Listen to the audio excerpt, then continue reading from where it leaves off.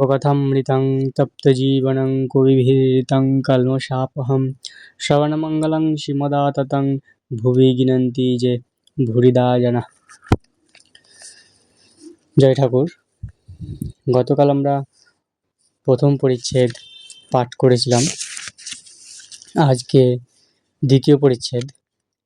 কীর্তনানন্দে নরেন্দ্র প্রভৃতি সঙ্গে নরেন্দ্রকে প্রেমালিঙ্গন। বৈকাল হইয়াছে, নরেন্দ্র গান গাহিতেছেন।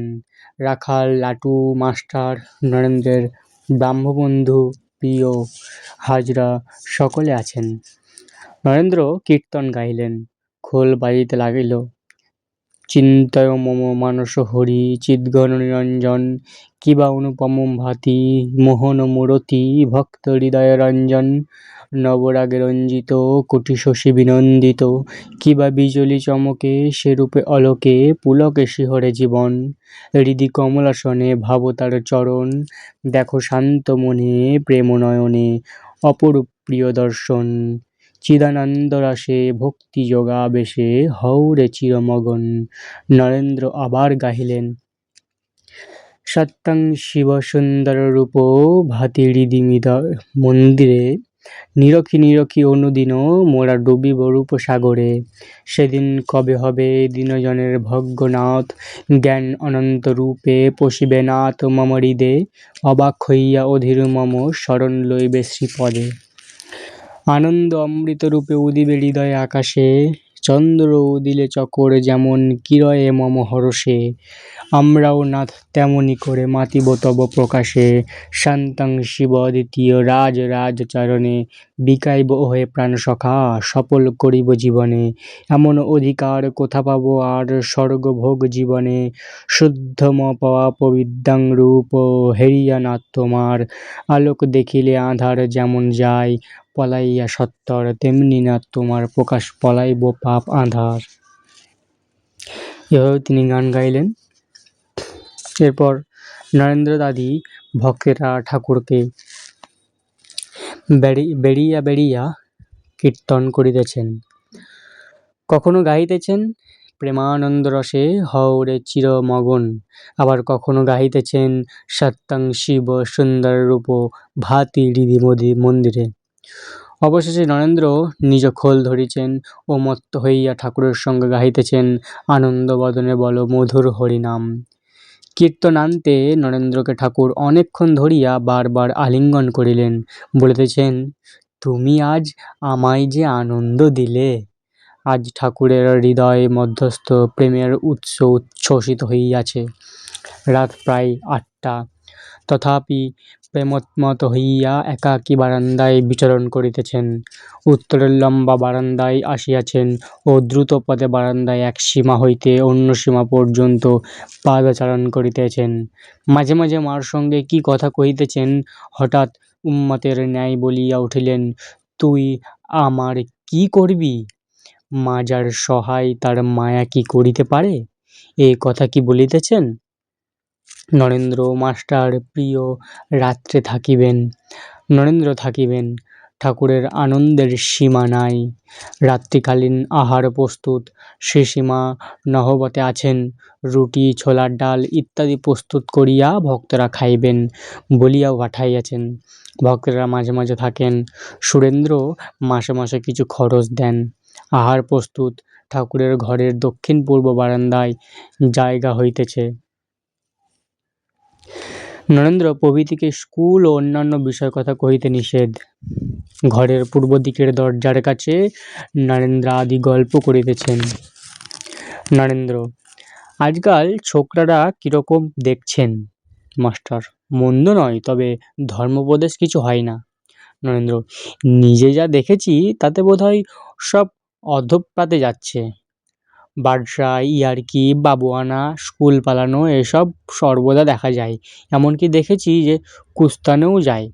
মাস্টার: যখন পড়াশোনা করতাম আমরা তো এরূপ দেখি নাই, শুনিও নাই। নরেন্দ্র: আপনি বোধহয় তত মিশতেন না। এমন দেখেছি যে খারাপ লোকের নাম ধরে ডাকে, কখনো আলাপ করেছে কে জানে। মাস্টার: কি আশ্চর্য! আমি জানি অনেকের চরিত্র খারাপ হয়ে গেছে, স্কুলের কর্তৃপক্ষেরা ও ছেলের অভিভাবকেরা এসব বিষয় দেখেন তো ভালো হয়।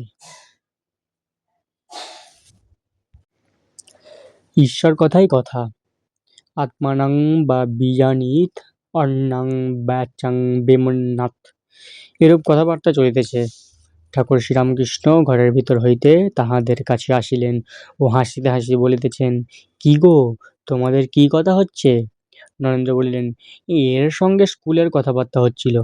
ছেলেদের চরিত্র ভালো থাকে না। ঠাকুর একটু ওই কথা সকল কথা শুনিয়া মাস্টারকে গভীরভাবে বলিতেছেন, এসব কথাবার্তা ভালো নয়। ঈশ্বরের কথা বই অন্য কথা ভালো নয়। তুমি এদের চেয়ে বয়সে বড়, বুদ্ধি হয়েছে, তোমার এসব কথা তুলতে দেওয়া উচিত ছিল না। নরেন্দ্রের বয়স তখন 19 থেকে 20, মাস্টারের 27 থেকে 28। মাস্টার অপ্রস্তুত।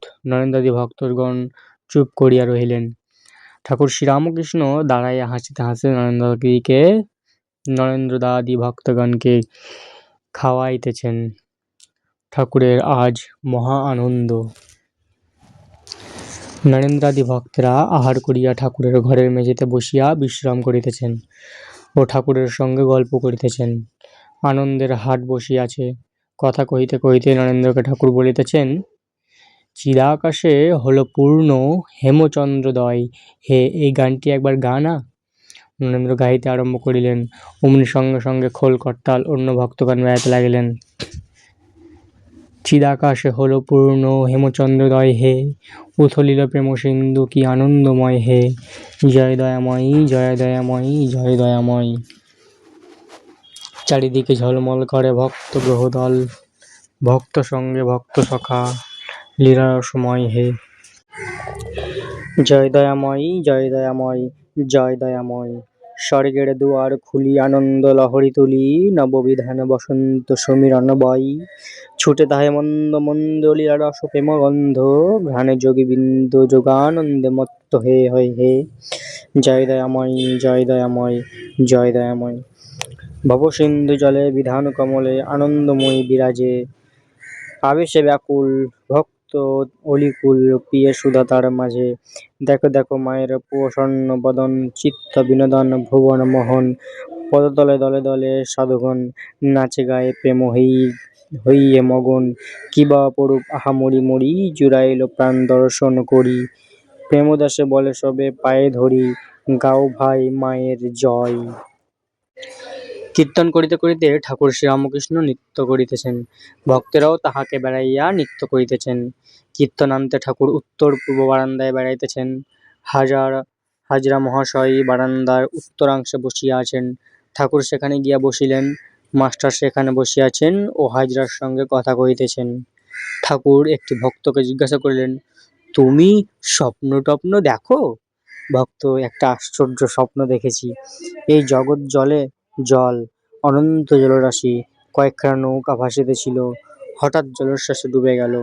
আমি আর কয়েকটি লোক জাহাজে উঠেছি।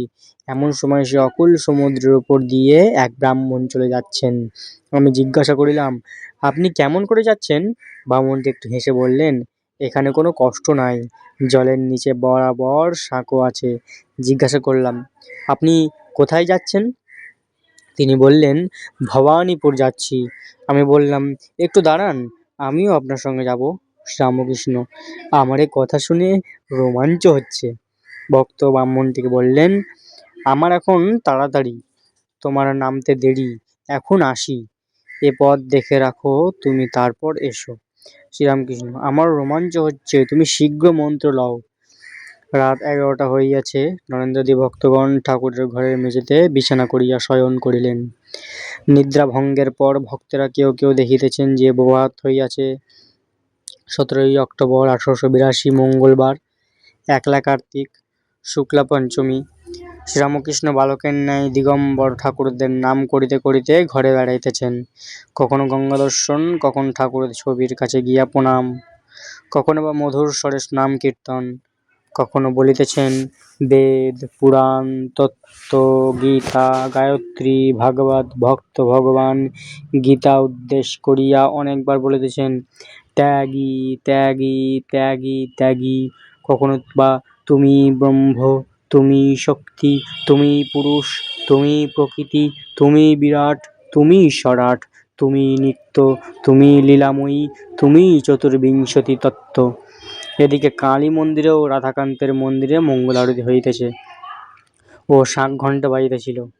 ভক্তেরা উঠিয়া দেখিতেছেন কালীবাড়ির পুষ্পোদ্যানে ঠাকুরদের পূজার্থ পুষ্পচয়ন আরম্ভ হইয়াছে ও প্রভাতী রাগের লহরী উঠাইয়া নহবৎ বাজিতেছে। নরেন্দ্রাদি ভক্তগণ প্রাতঃকৃত্য সমাপন করিয়া ঠাকুরের কাছে আসিয়া উপস্থিত হইলেন। ঠাকুর হাস্যমুখ উত্তর পূর্ব বারান্দায় পশ্চিমাংশে দাঁড়াইয়া আছেন। নরেন্দ্র পঞ্চমবটিতে কয়েকজন নানকপন্থী সাধু বসে আছে দেখলুম। শ্রীরামকৃষ্ণ: হ্যাঁ, তারা কাল এসেছিল। নরেন্দ্রকে: তোমরা সকলে একসঙ্গে মাদুরে বসো, আমি দেখি। ভক্তেরা সকলে মাদুরে বসিলে ঠাকুর আনন্দে দেখিতে লাগিলেন ও তাহাদের সহিত গল্প করিতে লাগিলেন। নরেন্দ্র সাধনের কথা তুলিলেন। ওম নিরঞ্জনং নিত্যমনন্তরূপং ভক্তানুকম্পতিতে বিগ্রহং বৈ ঈশাবতারং পরমেশ নিভৃতং তং রামকৃষ্ণং শিরসা নমামি। জয় ঠাকুর। আজকে আমরা দ্বিতীয় পরিচ্ছেদের কিছুটা অংশ পাঠ করলাম। এরপরের দিন আমরা পড়ব নরেন্দ্রাদিকে স্ত্রীলোক নিয়ে সাধনা নিষেধ, সন্তান ভাব অতি শুদ্ধ।